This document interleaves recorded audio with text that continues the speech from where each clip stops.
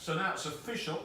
The aim of Iran is to destroy the United States, which is impossible because, of course, they haven't got a missile that could hit America. They haven't got a nuclear submarine offshore like the Russians that could destroy America. They haven't got any glide bombs. They haven't got the Poseidon super torpedo, 100-foot long, of the Russians. They haven't got the Sarmat missile that can take out all of Texas in one gobble. So, what are the Iranians talking about, cameraman? Our aim is to destroy America. How can they destroy America, cameraman?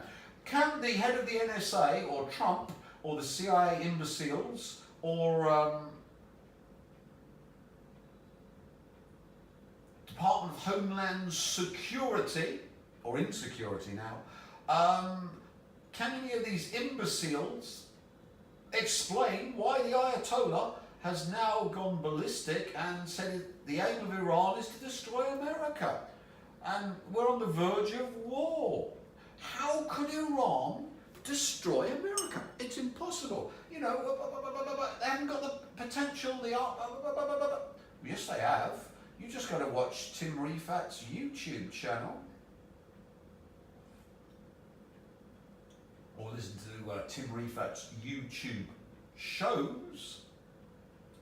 Or the Red shows, which were radio shows on his archive. And I explain in great detail the use of Cobalt-60 to wipe out America. And that's decades past. I was on the Red show from 97 to I gave up 2019 when I came to Vietnam. So you can see with the open border from Biden bringing Lebed, suitcase nuke, and the Tesla batteries could have been done since 97. Luckily, Tesla were making their ship machines all of this century, and we know that scrapyard people are religious about keeping who they sold Tesla batteries to, only accepting sales with credit cards and identity, and reporting them immediately to the NSA. Are they not, cameraman? They don't do cash transactions to avoid the IRS, do they, cameraman?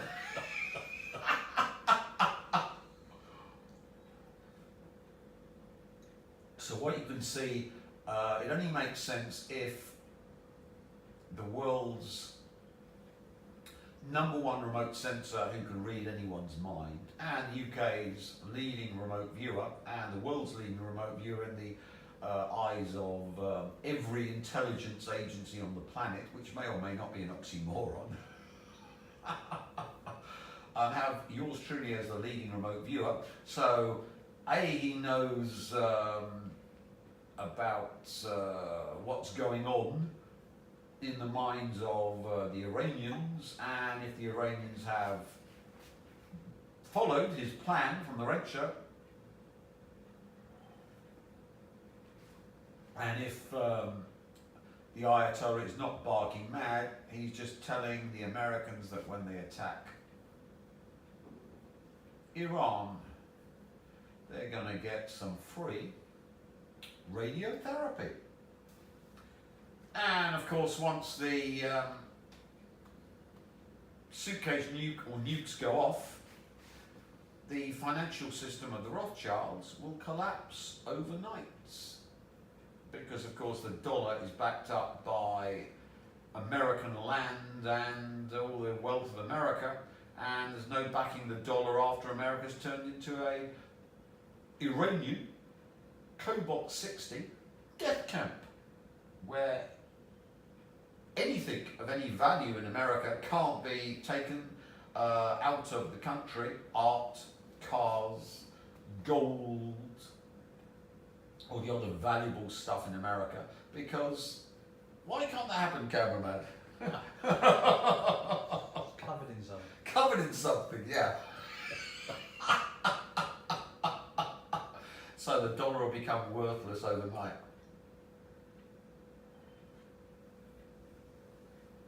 Thank goodness I'm British and I've got lots of pounds. But if you're an American, you're about to become a pauper if you're not in the country. If you're overseas, you're about to become totally bereft of value.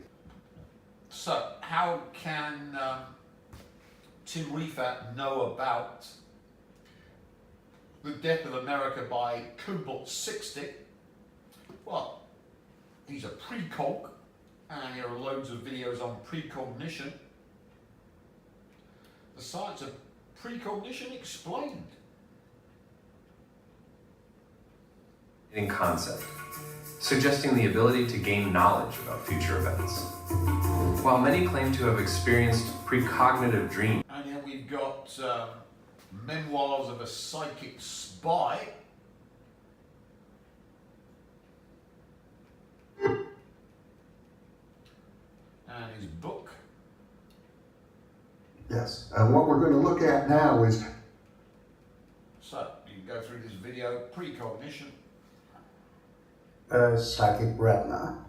it's important to get that out. Yeah, that's a big one. Right, That's right. right. But there may not be, people have attempted to find organs of psychic perception. They have indeed, and guess what? They haven't worked yet. No. So it might be the whole nervous system. It might be. The whole body is a psychic retina, if you will. I'm inclined to think that the body as a whole functions as a psychic antenna. Well, that would be nice if it did. So I'm going to start at the one end of the antenna, if you will, look at the brain. Yeah. All right, so when you're trying to figure out how precognition might work, the first thing one has to do when you're a theorist is to say, what do the data tell us what's going on? Okay, there are a bunch of things that the data tells. Number one is not everybody is a Joe McMoneagle super psychic. On the other hand, everybody has some psychic ability, so the model has to be able to screen out most people and look for the good guys. That's one. The second thing is what things that are known about neuroscience that could accomplish that screening for us. Okay. So the first one we are guessing at is a hypothesis that the normal visual systems, like your, let's say your eyes, some people can see far, some into the infrared and some into the ultraviolet, others cannot. We are positing as a hypothesis that the people who are in the tails of that distribution, who can see a little bit more in the ultraviolet, are going to be better at this. But how do we connect that sensory system into our putative transducer or psychic retina? Well, before we get there, let me ask you, why would you make that hypothesis? It's part of winnowing down or slimming down the population, because everybody fits in this kind of bell-shaped curve. We're going to look at the guys at the ends. But there are a lot of things you could look at. Absolutely. For example, I have all my life had what I call telescopic vision. Okay. I can see things at a great distance and see them quite clearly and distinctly. Read license plate numbers from quite maybe a block away. Remind me not to rob a bank in front of you, okay? Well, why wouldn't you look for that instead of the ultraviolet and infrared ranges? Because those kinds of things that you just described, and there are many others you could have described. One you did is more in the optic system in your eyeball, how your lenses work, rather than what the neurosensors are. Okay. That's how the data gets into your head. Yeah. Okay, so all right, let's assume that we have some knowledge, which we don't, about the psychic retina. We have to connect whatever that psychic retina is to the rest of the brain. Yeah.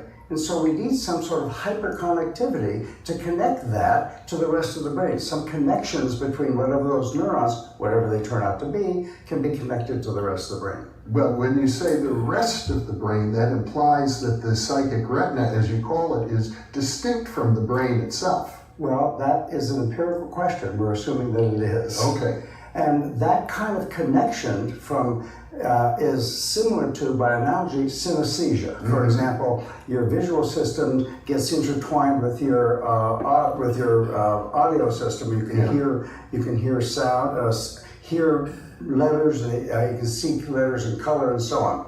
Okay, now let's not go over that so quickly, because synesthesia is very important Yes. here.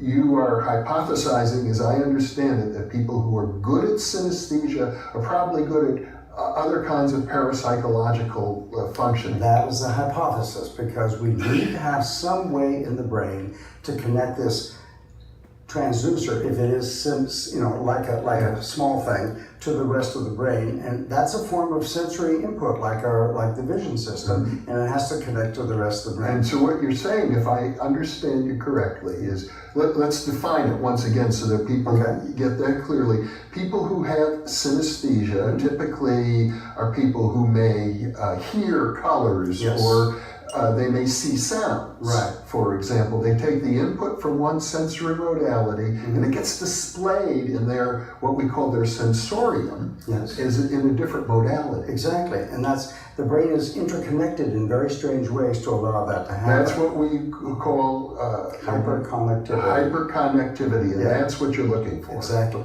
Okay. Now, one other nice feature of guessing that, or performing a hypothesis, that people that have synesthesia, they're called synesthets, only about 4% of the population have that experience.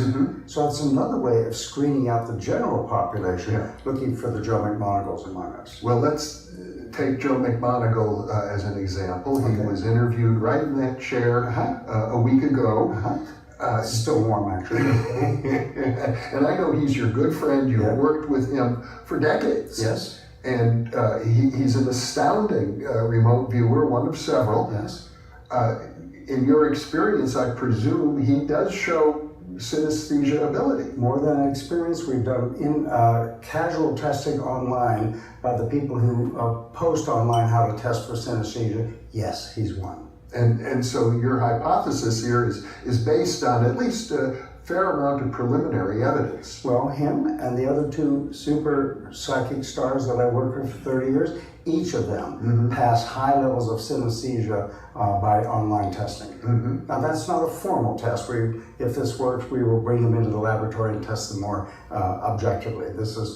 But 3 people who are synesthets, in fact, you cannot figure out how the world works with only 3 people. Now, I know that psychophysicists and psychologists have been studying synesthesia for a long time. Absolutely. Is there other data that suggests that this is conducive to precognition? No.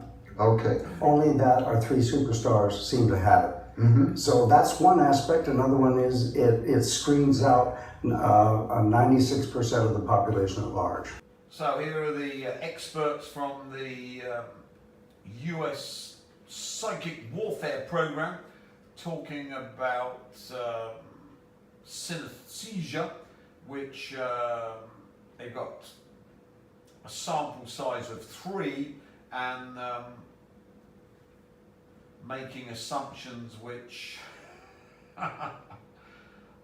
could or may be bogus, but as you can see, they're missing the point.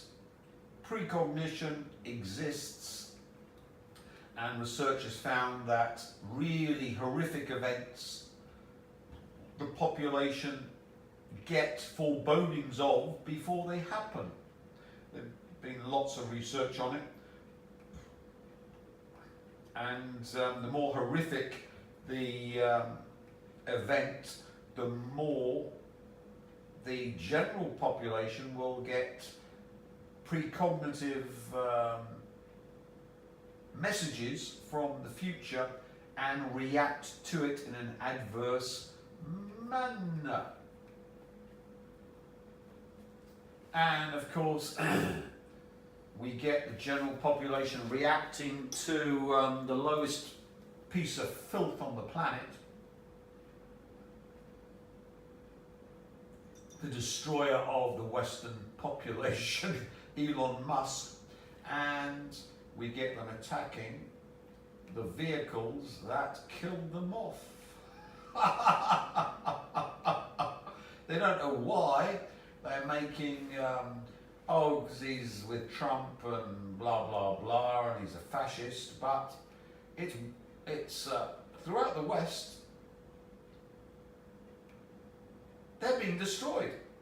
And this is the population getting precognition about their death by cobalt-60 before it happens, and it's so vicious and so horrific. The general population are picking up precognitively their death by this idiot Musk who ended the West, and they're rationalizing it's because he's a fascist. But as you can see already, there's been loads of research on precognition, and they found that the more traumatic the event, the more it seeps back in time, which of course is true, because remember, if your cause of life is your death, which time density, which causes your conception, the effect,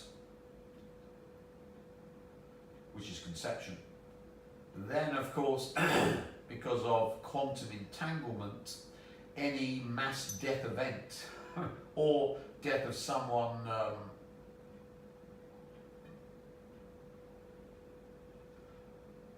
that's super important to the noosphere will cause this reverse time density message to come back from the future to the past, and the general population will be picking up on this too. So we can see the population reacting to the cause of the death of the West. It's all across the West. So here we've got what the Americans were trying to build with their alien masters, these 5-dimensional tunnels powered by the Borg. So they'd be important, would they not? Because you can look into the future, find where the suitcase nukes are buried by the Iranians, where they go off, and then send your people to them, so the information from the future can go to the American filth, and they can find the suitcase nukes before they go off. So as you can see, this Stargate program with CERN and the quantum computers and the Borg should have rendered America invulnerable.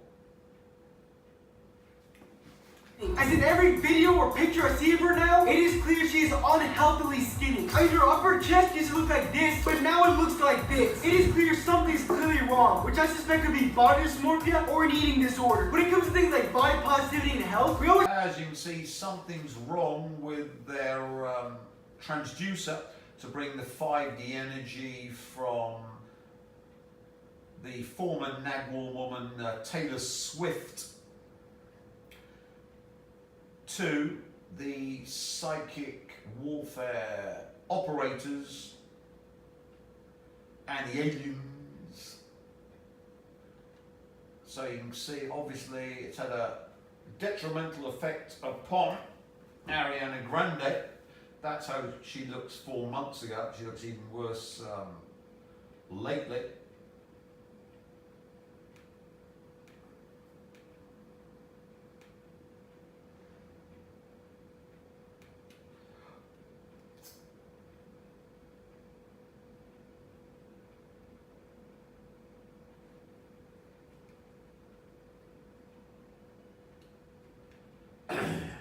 This is how she used to look, clear. And this is Ariana Grande 10 years ago. Looks quite normal. Oh, this is something bigger than us and beyond. As you can see, a bit of a difference. So you can see that the American psychic warfare program has done terrible damage to Ariana Grande, or in fact been linking up with the cause of death from the Manchester bombings has done a terrible damage because she's been pumping death and maiming into the American psychic warfare program, which would explain her state now, which we explained in great detail. And of course, we bail-fired and erased the American psychic warfare program with this event here. Well, and Donald Trump was making fun of her. For some reason, when the fan cam panned over to Taylor and Ice Spice, the entire crowd started booing her, to which she looked very confused. But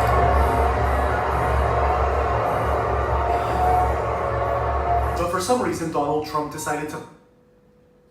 So, we've explained that before, and of course, because they were using her as the 5D processor, that totally erased the entire timeline of the American psychic warfare program, with the Americans getting rid of Putin and the Russians and balkanizing and then going after China and North Korea. And instead of which we replaced her with Becky, who was killed by the Satanist Rothschilds, who of course was the 5D processor for the American psychic warfare program. So their entire program Beckyized them. And what happened to Becky, cameraman? Oh, she died. She died. So as you can see, we turned their entire American psychic warfare program into one giant death machine. As we know it, an experiment that doesn't just break the rules of physics, but suggests that reality itself might be an illusion. That what you see, what you hear, what you are, could all vanish in an instant, simply because of the way the universe works. This isn't science fiction. It's real. And it starts with a single tiny experiment that scientists have been running for over 100 years. An experiment so simple you could do it in your own home, and yet its results defy logic. They suggest that matter itself might not exist until you look at it. You see, at the quantum level, particles behave in ways that don't make sense. An electron isn't just a tiny ball moving through space, it's a wave, a cloud of probabilities existing everywhere at once. But the moment you try to measure it, something bizarre happens. The wave collapses. The electron chooses a single location. It's as if reality is only real when you're watching. This is called the observer effect, and it challenges everything we know about existence. If reality depends on observation, then what happens when nobody is watching? What if observation itself is the only thing keeping the universe intact? And what if one day we could erase that observation, erasing reality along with it? This is the story of the most unsettling experiment in history, the quantum eraser. An experiment that reaches into the past and rewrites reality. An experiment that, if pushed far enough, might just erase the universe itself.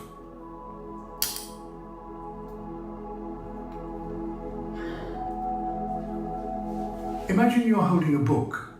You flip to the last page to see how the story ends. But the moment you do, the entire book rewrites itself. The plot changes. Characters vanish. It's as if, just by looking at the ending, you have rewritten the entire past. This isn't just a thought experiment. It's real. And it's happening in physics labs across the world. It's called the quantum eraser experiment. An experiment so bizarre that it seems to suggest the past itself is not fixed. That what has already happened might still be undecided. So, how does it work? It starts with something we already know. The famous double-slit experiment. Normally, when we fire a single particle, like a photon at two slits, it behaves like a wave, going through both slits at once and interfering with itself, creating a mysterious pattern.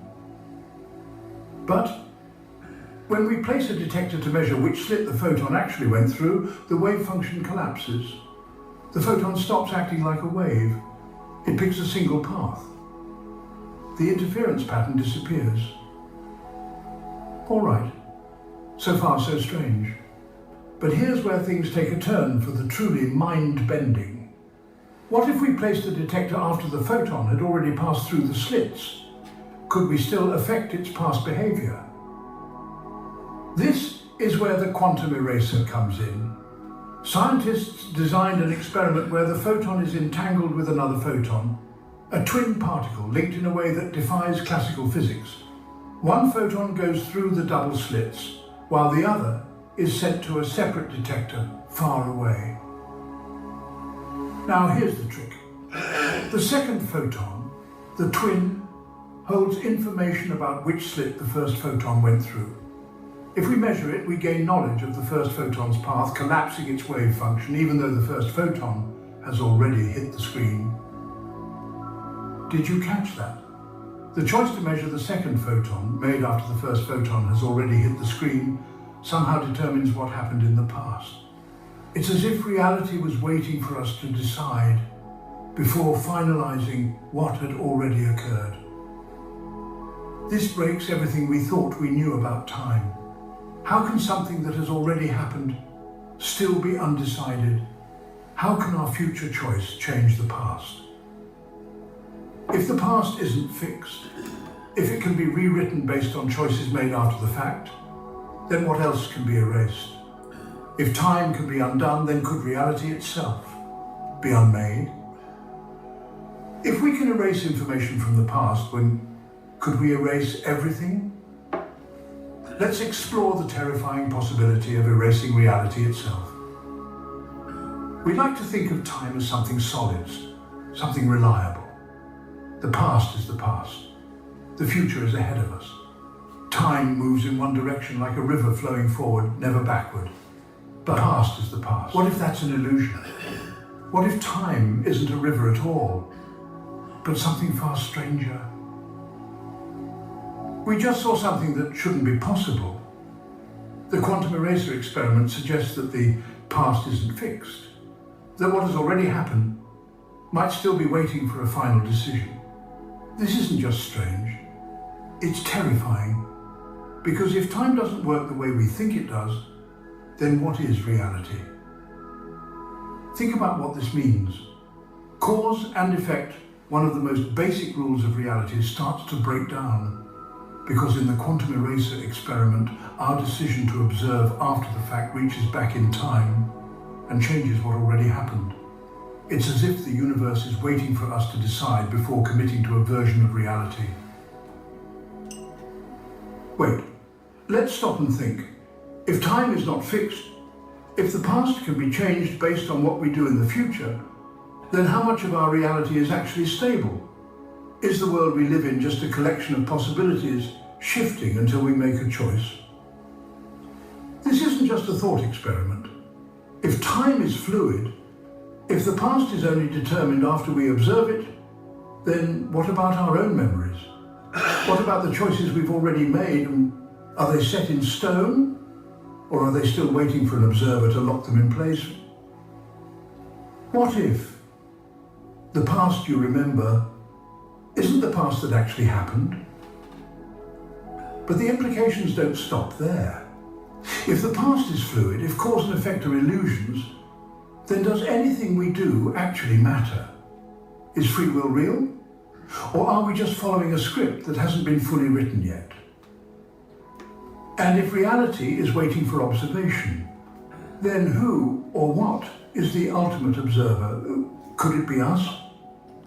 So as you can see, reality and the past are mutable, and this excellent video, which I recommend,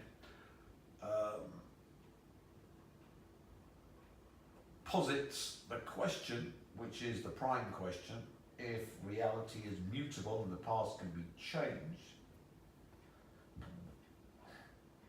who is the prime observer that controls this process? Well, of course, it's the observer that can remotely view and of course remotely sense, because remember we said that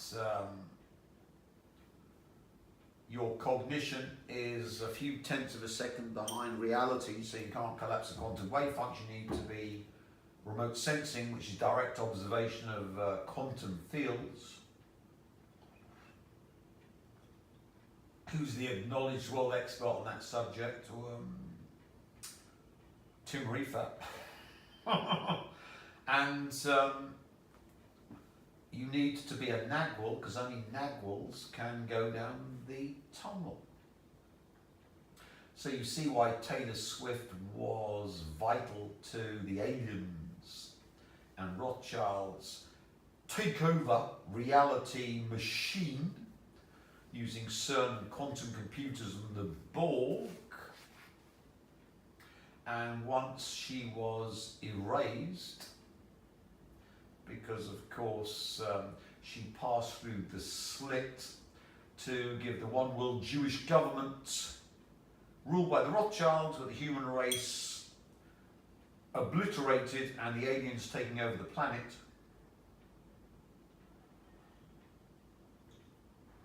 Entangled with a Nagwal man, yours truly, nope, don't fancy that, I'm erasing you.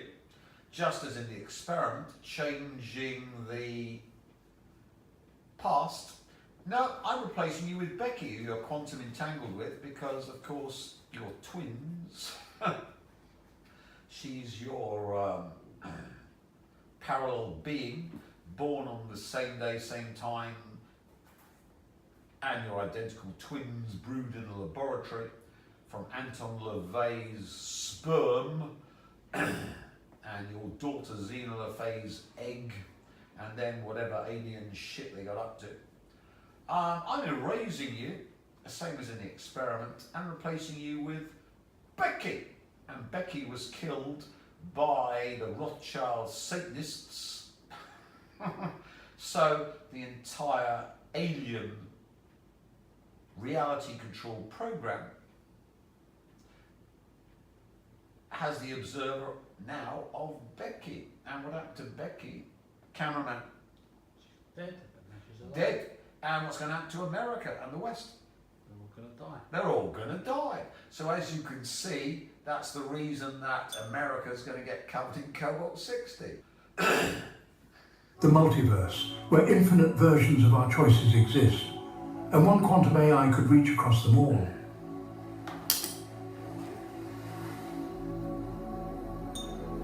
What if I told you that the universe you know, the one you live in, the one you remember, isn't the only one?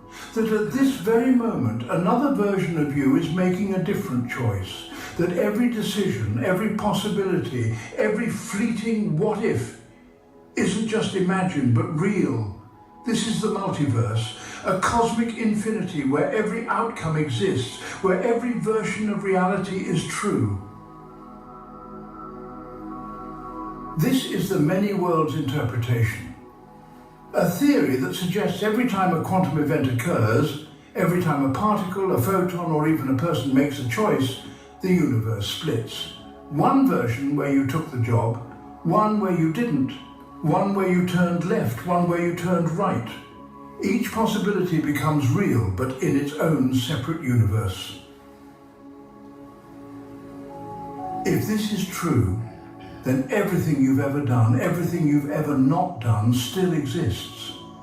Somewhere in some parallel world, another you is living out an entirely different life. And if these realities exist, could we ever reach them? Could we one day step across the boundaries of the multiverse? Some physicists believe we are already seeing signs of the multiverse. Quantum entanglement, where two particles remain connected across vast distances, may be evidence that information is traveling between parallel realities. Some even suggest that the unexplained glitches in our world, the Mandela effect, déjà vu, strange synchronicities, could be traces of interaction between different universes. But if the multiverse exists, then we must ask the most unsettling question of all: Are we alone in our own reality? Or could something or someone already be reaching across the divide? And if they are, what happens when they find us first? If we are just one thread in an infinite web of universes, what happens when the walls between them start to break?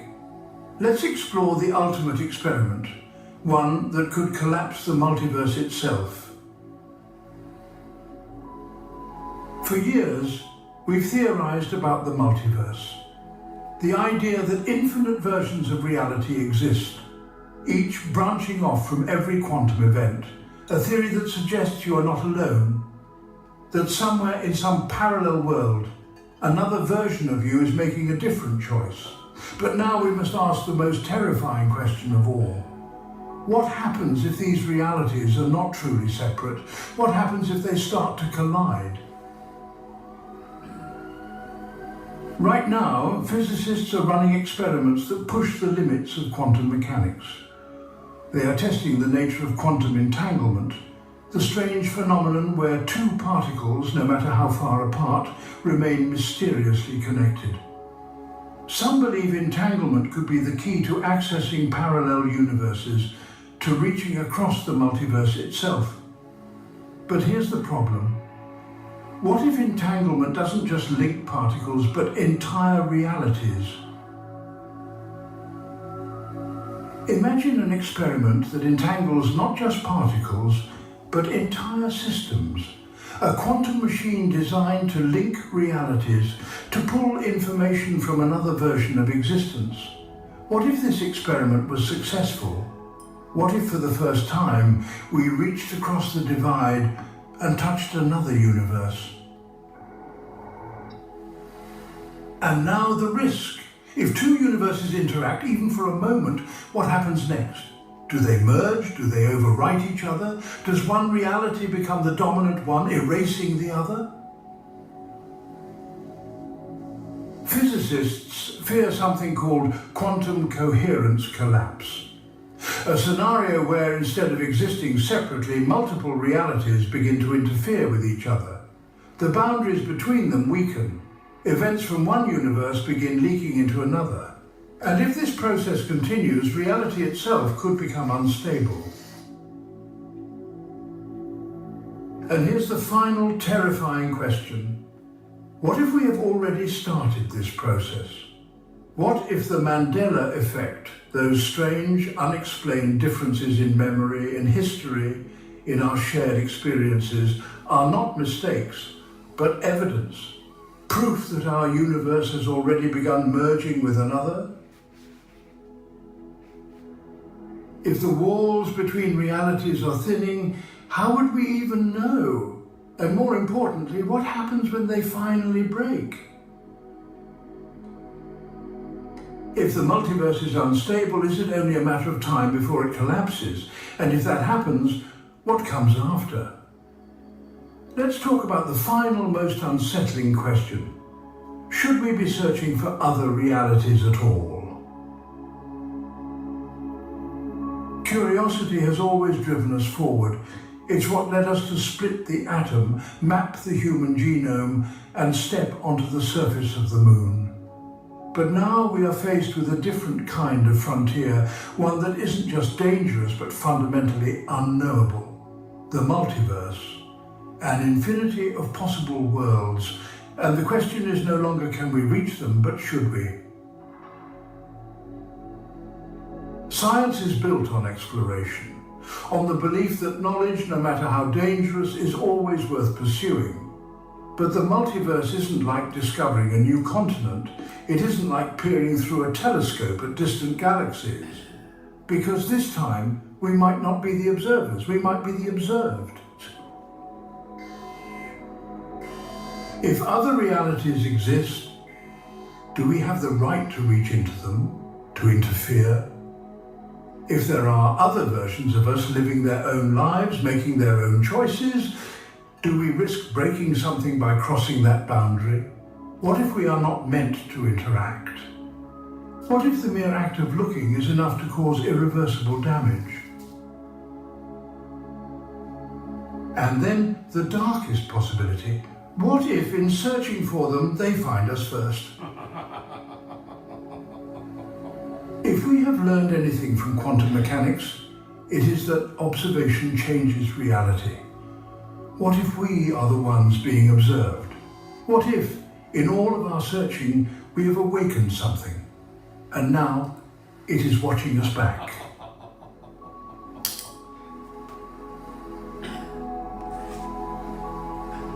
And so we arrive at the end of our journey, but is it really the end? Or just the beginning of a new understanding? Throughout this exploration, we've uncovered mind-bending ideas, questioned the very fabric of reality, and confronted the mysteries that lie at the heart of existence. From the strange behavior of quantum particles to the immense forces shaping the cosmos, we've ventured deep into the unknown, searching for answers to questions that have fascinated humanity for centuries. But here's the thing, science is never truly finished. Every discovery leads to more questions. Every breakthrough opens a new door. What we once thought was impossible becomes reality. And what we consider reality may one day be rewritten. The universe is not a closed book, it's a never-ending story, and we are merely on one page of its infinite pages. So, what comes next? That part is up to you. Maybe you'll be the one to uncover the next great mystery. Maybe your curiosity will spark ideas that challenge the limits of human knowledge. Or maybe, just maybe, the greatest discoveries are still waiting for us, just beyond the horizon, where the unknown begins. Interacting with reality in unforeseen ways. Perhaps the most speculative theory is that Microsoft's experiment is not just about computing or communication. It might be interacting with physical reality in ways we have yet to understand. When entanglement occurs on a massive scale, could it begin to influence the fabric of space-time itself? Although this idea sounds like science fiction, some theoretical physicists believe that large-scale quantum effects could, in principle, have measurable impacts on the environment or even lead to new forms of energy manipulation. We can see here with the chip they're trying to do what was on the other video, trying to navigate the multiverse using entanglement with a Majorana chip. But here's the problem. Unknown quantum state. In a revelation that has left scientists both amazed and deeply concerned, this chip is not following the rules we thought governed quantum mechanics. Could this mysterious behavior be the harbinger of a technological revolution, or the precursor to a new set of dangers we're only beginning to understand? Within the next few minutes, we're diving straight into the heart of this phenomenon, unpacking the shocking discovery that has experts scrambling to make sense of the unexplainable. What just happened? The world of quantum computing is known for its counterintuitive behavior, but what we're about to explore takes it to a whole new level. At its core, quantum computing harnesses the strange properties of quantum mechanics, such as superposition and entanglement, to process information in ways that classical computers simply cannot. Yet, every so often, nature throws us a curveball. Recently, engineers at Google were running a series of experiments on their state-of-the-art quantum chip, a device designed to leverage quantum bits, qubits, to perform calculations with extraordinary speed. Everything was proceeding as expected, until, in one critical test, the chip entered a quantum state that defied every prediction. Instead of settling into one of the well-understood states that the team had meticulously programmed, the chip exhibited behavior that can only be described as anomalous. In this uncharted quantum state, the chip began displaying properties that have never been observed before. Researchers noticed fluctuations and transitions in the qubits that were unpredictable, almost as if the chip had found a hidden loophole in the laws of quantum mechanics.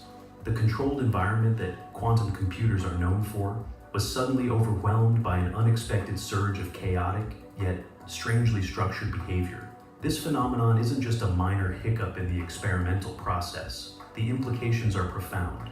If quantum systems can spontaneously access unknown states, our understanding of quantum theory might be incomplete. The discovery has sent shockwaves through the scientific community, with some experts warning that this could fundamentally alter our approach to quantum computing. Could it be that we are on the cusp of discovering new physics that goes beyond our current models? But it gets even crazier. But what happens next is even crazier. Imagine a scenario where a quantum chip doesn't just operate within the expected parameters of quantum mechanics, but instead unveils an entirely new operational mode, a computational singularity that evolves independently of our controls. Some researchers are speculating that what we're witnessing might be the first hint of self-organizing quantum behavior. In other words, the chip could be stepping into a realm where it begins to process information in ways that are not only unpredictable, but potentially self-sustaining.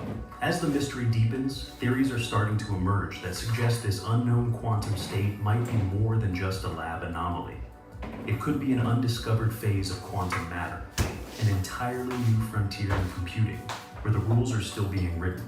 The excitement in the room is palpable, but so is the concern. For every breakthrough in science, there is an equal measure of risk. What if this uncharted behavior signals a flaw in our understanding of quantum stability? Before we reveal more details, take a moment to weigh in. That's akin to or similar to the way that we will in the future encode information around quantum computers to protect them from errors. Imagine this. The world's most renowned physics laboratory, CERN, home of the Large Hadron Collider, is hiding a secret that could shatter everything we believe about the universe. What if the data coming from CERN isn't as perfect as they claim? What if there are massive quantum errors lurking in their experiments? Errors so significant that they threaten to upend our understanding of reality. Today we're diving into the shocking possibility that CERN is covering up these quantum anomalies on a scale that could rewrite the laws of physics as we know them. And trust me, what you're about to hear will have you questioning everything. CERN's cutting-edge experiments and the anomalies. Let's get straight to the point, without any fluff. CERN is supposed to be at the cutting edge of scientific discovery. They run the world's most powerful particle collider, smashing atoms together at nearly the speed of light in a quest to unlock the secrets of the universe. But recently, some insiders have reported that the data coming out of CERN's experiments has been showing inexplicable quantum errors, fluctuations and inconsistencies that simply shouldn't be possible according to our current understanding of physics.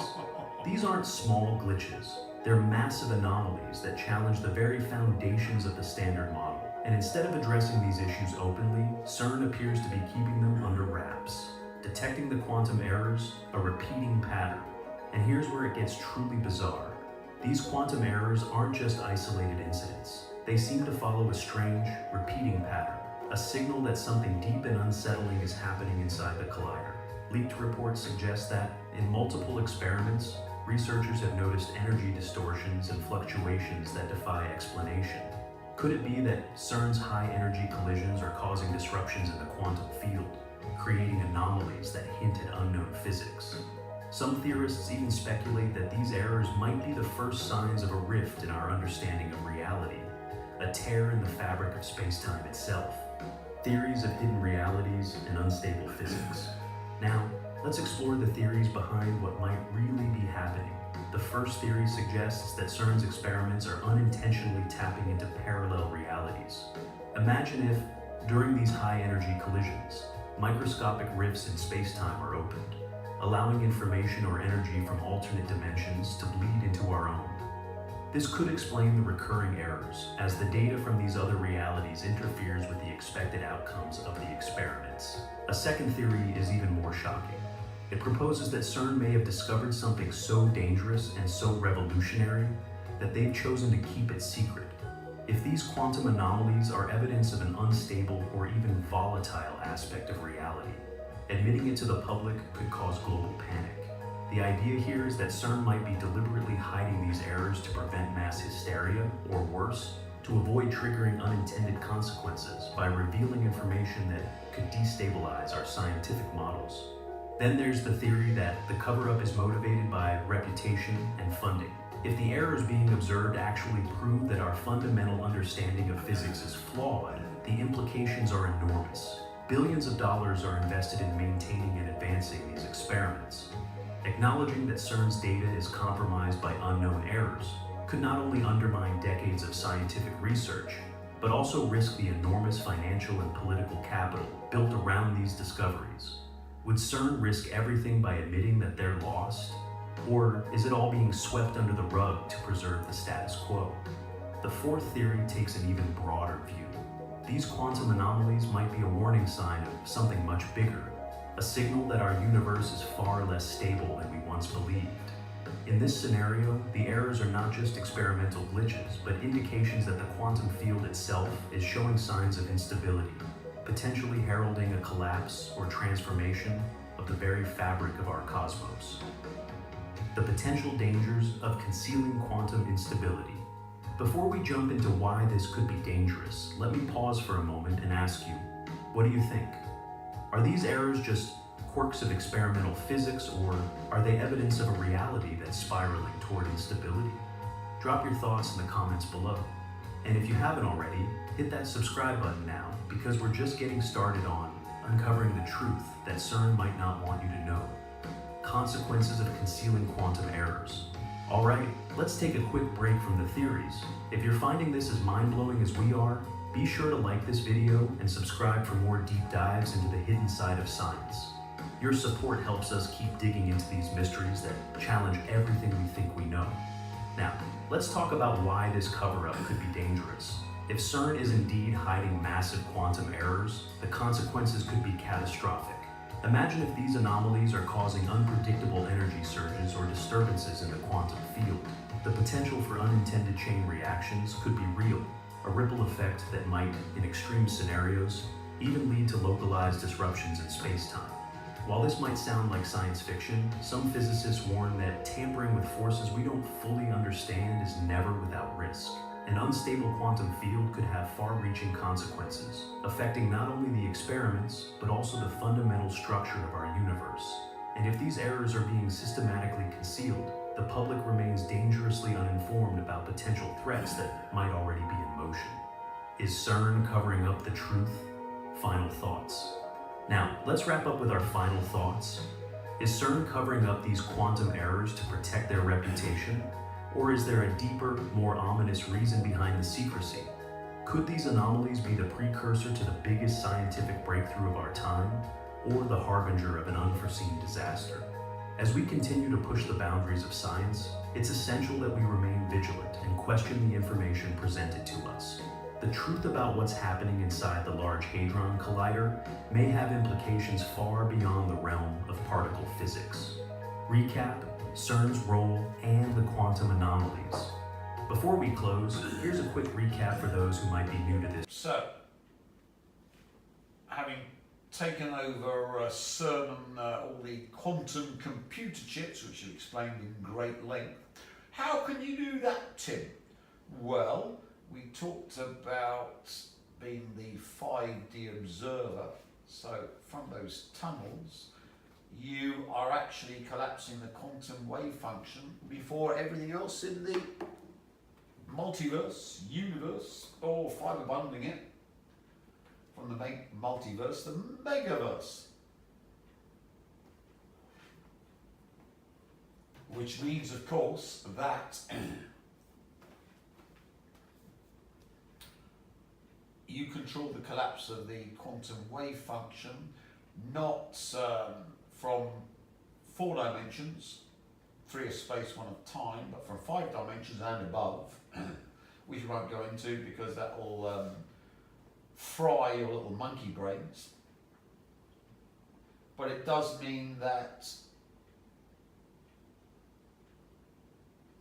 all of reality, past, present, future, is totally mutable, and the prime observer is the one that controls everything.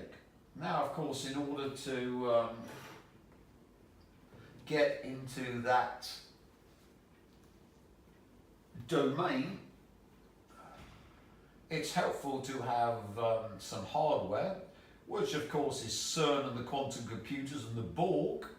And of course, what's special about humans, they're genetically bred to enable their harvesting of torsionics, scalionics, leptionics, which is only available if you can love and hate simultaneously, which means you're insane. Homo psycho, bred by the aliens for the harvesting. And of course, the problem with breeding these things is that one of these Homo psychos might not want to be harvested. He might in fact want to take over everything and harvest the aliens, which of course is the Psylord. And once the, as we see, we've got these errors in quantum chips, which is errors in the quantum field, which they don't understand, and these massive errors in CERN, things are being controlled, and we explained from the previous video the prime observer can change everything. Who's the prime observer? The observer from 5D space. That's why the Americans were using the Nagwar woman Taylor Swift, but she of course became erased. We've explained how that's done. She was quantum entangled with Becky, who was killed by the Rothschild Satanists, and we changed the past so that we installed Becky into the body of Taylor. Well, that can't happen, Tim. Well, have you talked about walk-ins and exorcism and possession by demons? So we've possessed Taylor with Becky. No wonder she's been in a dark place with the love of her life, Travis Kelce, or former love of her life, because of course she's been possessed, shelled and possessed by Becky. But what's the whole point of all this, Tim? Well, the point is to unleash his creation. This fantasy was stolen by the Jew Morton Janklow and given to Robert Jordan from my first volume of my fantasy book. So it's all mine from Cause, which needs death. Death of Morton Janklow, death of Robert Jordan, all Kilwales truly, to the effect which is the release of this.